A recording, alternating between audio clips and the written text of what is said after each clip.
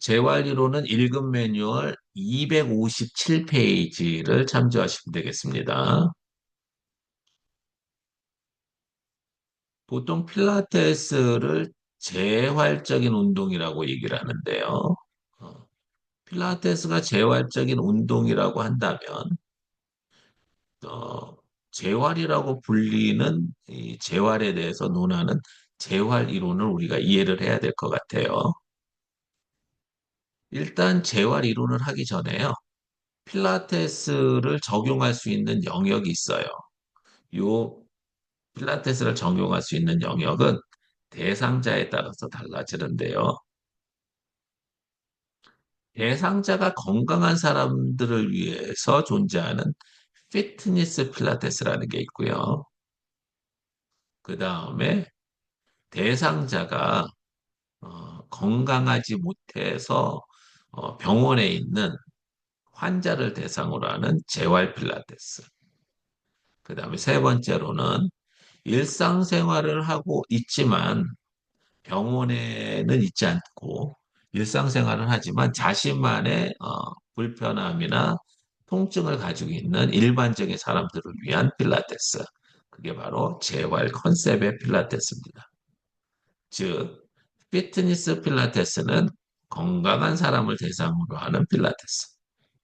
재활 필라테스는 건강하지 못한 환자를 위한 필라테스. 그 다음에 일상생활이 가능하지만 신체적인 통증이 있는 사람들을 위한 재활 필라테스, 재활 컨셉의 필라테스. 이렇게 세 개의 필라테스 영역이 있습니다. 그럼 첫 번째, 피트니스 필라테스 한번 보도록 할게요. 대상자는 건강한 사람이라고 했기 때문에 이러한 건강한 사람들이 만나는 이러한 류의 운동들은 아주 다양할 거예요. 그리고 이 다양한 운동들을 통해서 이 대상자들은 자기 신체 능력과 그 다음에 정신적인 행복을 증진시키고 향상시키는데 노력을 하게 되겠죠. 그래서 얼마만큼 잘할 것이냐, 얼마만큼 멋있게 할 것이냐, 이런 영역이 피트니스 영역이라고 보시면 될 거예요. 재활이에요. 재활은 대상자가 환자라고 그랬고요. 즉, 환자이기 때문에 재활적인 운동이 일어나는 곳은 병원에서 이루어질 거예요. 그렇다면 이 환자가 재활을 하게 되면 그러한 궁극적인 목표는 일상생활로 다시 돌아가는 거예요, 다시. 즉, 얼마나 멋있게 하고 얼마나 기능적으로 하느냐, 얼마나 파워 있게 하느냐, 이런 것이 아니라 일상생활의 수준을 할 수 있는 영역까지 이렇게 올라올 수 있도록 하는 요 재활 영역, 요쪽에 있다라고 보시면 될 거예요. 그렇다면 재활 컨셉이라는 건 무엇이냐? 우리 아까 침에 앞에 그림에서 본 것처럼 피트니스 영역, 재활 영역 하게 되면 이렇게 겹쳐지는 부분 있잖아요. 요 영역이 재활 컨셉이에요. 여기가 재활 컨셉의 영역인데 일단 대상자는 일상생활을 하고 있는 사람인데 자신의 습관이나 질환이나 어떤 문제들 때문에 신체적인 불편함을 가지고 있어요. 이런 대상자이기 때문에 운동을 하게 되면 건강한 사람들이 하는 운동을 했었을 때 충분히 팔로우하기가 힘들고요. 그렇다고 환자들이 하는 운동들을 하기에는 그 정도까지 나쁜 상황이 아니기 때문에 어, 과된 장소에서 운동을 하게 되는 거죠. 예를 들면 필라테스 샵이나 퍼스널 트레이닝 센터 같은 데서 PT를 받거나 이렇게 하실 거예요. 그래서 목적은 무엇이냐면 이 사람들은 지금 상태를 유지하거나 아니면 지금보다 좀 더 건강해지게 하기 위한 행위를 하는 거고요. 그래서 어, 균형된 신체 움직임을 중요시 여기게 되죠. 즉, 우리 아까 지금 얘기했던 스킬과 퍼포먼스를 하는 피트니스 영역이 아닌 그 밑에 있는 일상적인 움직임을 기능적으로 수행할 수 있는 무브먼트 영역의 학습이 필요한 사람들이라고 볼 수 있어요. 물론 이 영역에 있으면서 이렇게 혹은 이렇게 올라갈 수 있겠죠.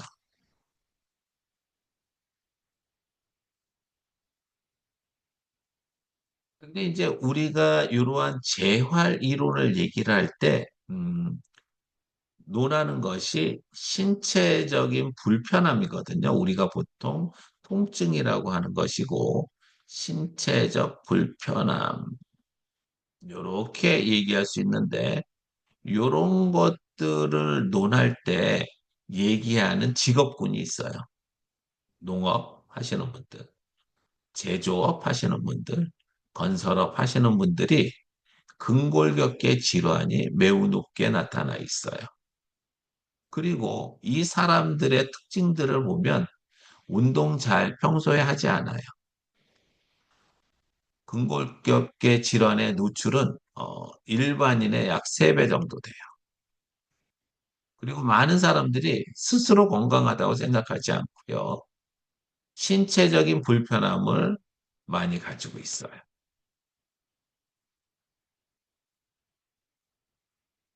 그래서 재활 컨셉의 운동들을 통해서 다양한 어, 잘못된 자세나 잘못된 움직임을 개선함으로써 통증을 완화할 수 있게 되는 거죠. 이렇게 3가지의 영역의 필라테스가 있다라고 했는데요. 그렇다면 재활이 필요한 그 환자들이 있다라고 그랬잖아요. 환자들이 재활에 성공하려면 어떻게 해야 될지를 이 책에서 재활의 7가지 원리로 제시를 하고 있는데요. 환자는 재활에 성공하기 위해서는 요 7가지의 원리가 있다라고 얘기를 하고 있어요. 첫 번째, 상해 악화 방지. 지금 아픈 상태보다도 재활을 했을 때 더 아파지면 안 된다라고 얘기를 하는 거예요. 두 번째, 시기. 지금 재활을 하는 것이 일주일 후에 혹은 한 달 후에 하는 것보다 보다 효과적이다라고 얘기를 하는 거고요. 세 번째, 협력.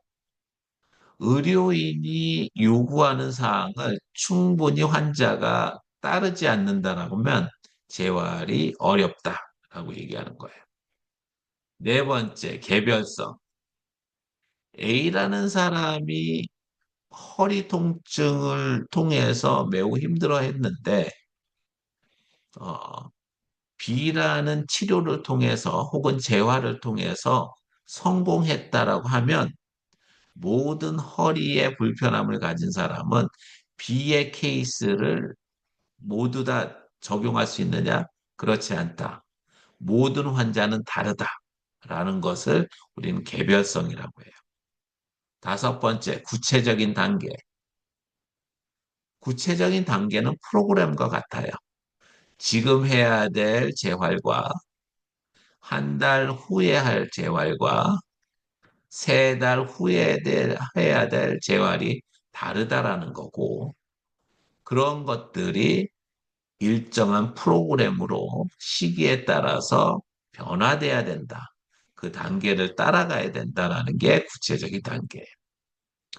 강도는 지금 하고 있는 수행 능력이 일상생활을 하기에는 어렵지만 재활을 통해서 일상생활의 수준에 가기 전 윗단계까지 이렇게 수행을 해야 된다라는 거예요. 이렇게. 즉, 재활은 그 강도를 지속적으로 끌어올려야 된다라는 거예요. 어느 수준까지 일상생활을 수행할 수 있는 수준까지 지속적으로 끌어올려야 된다. 환자 관리.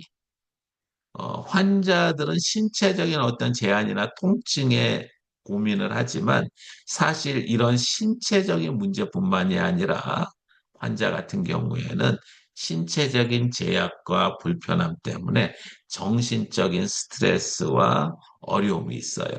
즉, 환자들을 관리하기 위해서는 그들의 정신적인 면, 또 경제적인, 사회적인 면도 고려를 해줘야지 재활에 성공할 수 있다라고 하는 거예요. 이것이 이제 의료인들이 말하는 재활의 일곱 가지 원리입니다.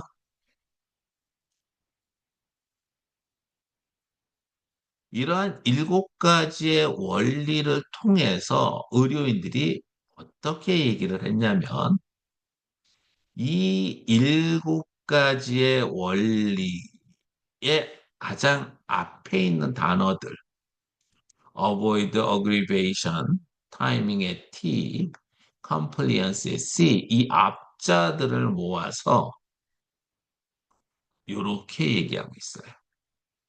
재활은 act, 움직임이다. 이렇게 이제 정의를 하고 있고요. 즉, 재활은 언제 성공할 수 있느냐? 환자가 스스로 움직여야 성공할 수 있다. 라고 얘기를 하고 있어요. 그렇다면 의사의 역할은 무엇이냐? 일곱 가지 원리를 통해서 환자가 스스로 움직일 수 있도록 동기를 부여한다라고 얘기하고 있어요. 즉, 재활이 필요한 이 영역에서 의사는 환자가 일상생활로 돌아갈 수 있도록 재활에 성공하려면 일곱 가지의 원리를 가지고 환자가 스스로 움직일 수 있도록 해야 된다라는 게 재활의 일곱 가지 원리인데, 우리 앞에서 얘기했던 것처럼 재활 말고 많은 사람들이 재활 컨셉의 영역에 있다라는 거잖아요. 그러면 여기 있는 사람들을 성공적으로 지도하기 위한 재활 컨셉의 일곱 가지 원리도 동일하게 적용할 수 있다라는 겁니다. 즉, 재활 컨셉의 영역에서 예를 들면 필라테스 지도자는 고객을 어떻게 지도해야 된다? 필라테스 지도자는 재활 컨셉의 일곱 가지를 통해서 누가 고객이 스스로 움직일 수 있도록 동기를 부여해야 된다. 그 일곱 가지의 기준은 무엇이냐? 바로 그 고객이 가지고 있는 신체적인 불편함을 최소화시키고 운동을 미루지 않고 빠르게 진행할 수 있도록 하고 서로 협력하며 그 고객이 특별함을 인정을 하고 그 고객에 맞는 구체적인 프로그램을 제시하며 그 운동의 강도를 도전적으로 줄 것이며 그 고객이 가지고 있는 정신적, 신체적, 사회적인 것들을 같이 고려해 그 고객들이 성공적으로 재활 컨셉의 필라테스를 적용할 수 있도록 해야 된다는 것이죠. 즉, 재활의 일곱 가지 원리는 재활 컨셉의 일곱 가지 원리로 우리 지도자들이 고객들에게 어떻게 접근하고 그들을 리드해야 되는가에 대해서 논의하는 부분이라 할 수 있습니다.